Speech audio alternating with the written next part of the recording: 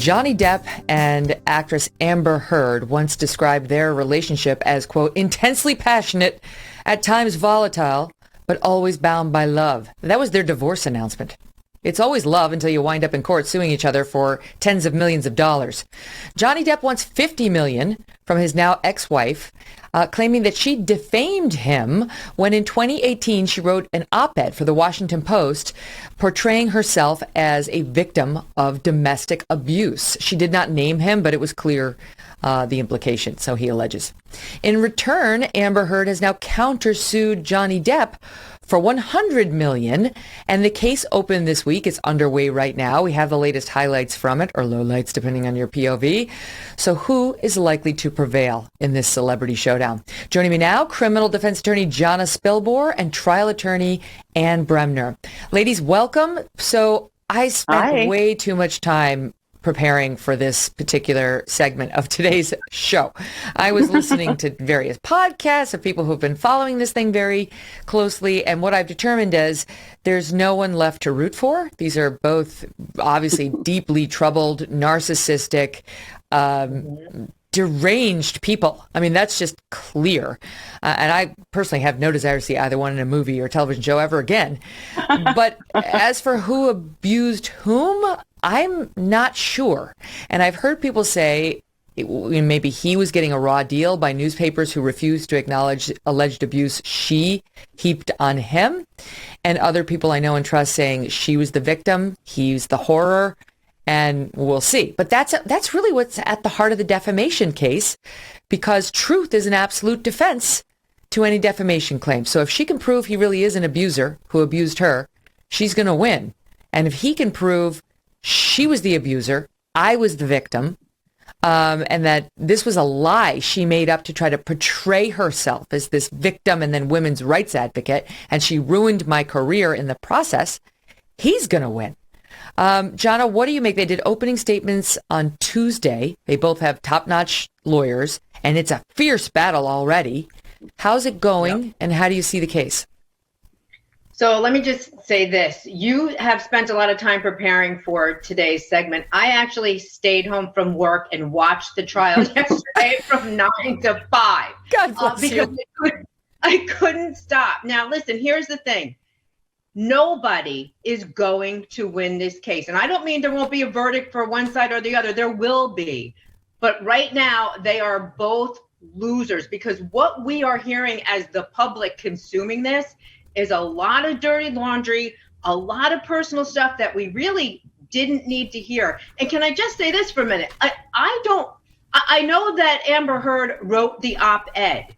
But if it weren't at the heart of this lawsuit, I probably would have easily forgotten that she wrote the op-ed. I'm not saying it wasn't important, but in terms of ruining or affecting Johnny Depp's career, had he let it go, he probably will be better off than he's going to be, even if he wins this trial. That's my convoluted opinion. All right, and what do you? I mean, I see the point, because PR-wise has been a nightmare. But this comes on the heels of another trial, so I don't know that Johnny Depp has much downside at this point, because he sued this newspaper for claiming he was an abuser. He sued them for defamation, and he lost. He lost that trial. Which these jurors will never know. They will not be told about that. They may have heard about it prior to today. They would have screened for that on voir dire. But he already lost this. Then he tried to appeal. The appeal was denied. And then Amber, she made the allegation separately and directly in the Washington Post. And now he's like, all right, now I'm going to come after you. I don't like my results. That was a BS verdict, he thinks. And he's like, let's go again. Right. It's like, game on for him. He's like, she gave him a perfect opportunity. And, it's defamation by implication. She didn't name him, but who else would it be, except for Johnny Depp, who's the abuser, and she's been victimized and vilified and attacked by, trolls and people in the comment sections and everything else. So she gets out there and says, I'm this huge victim.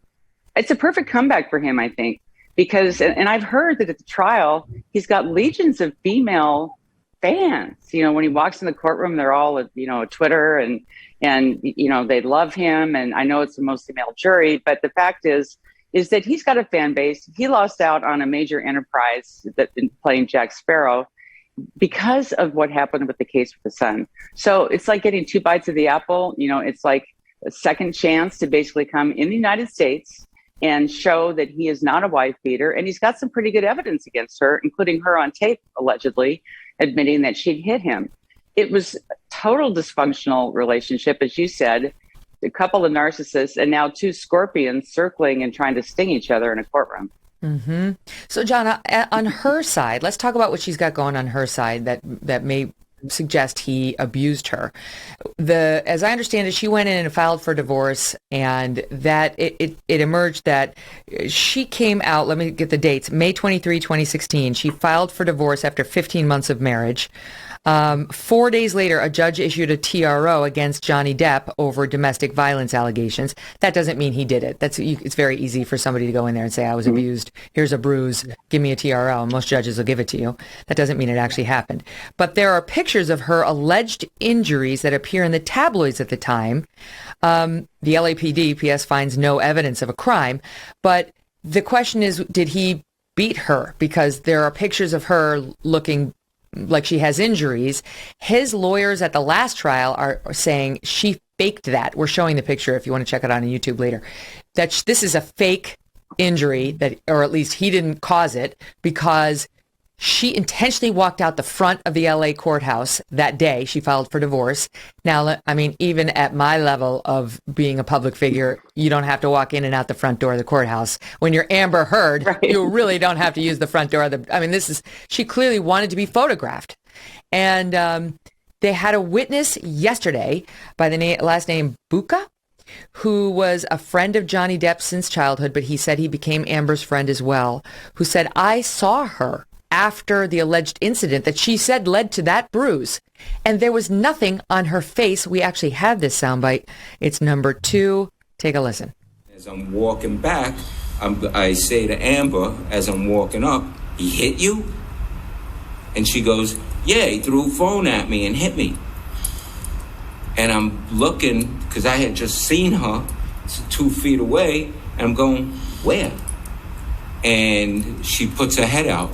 She puts her face out like that for me to look at her, the right side of her face.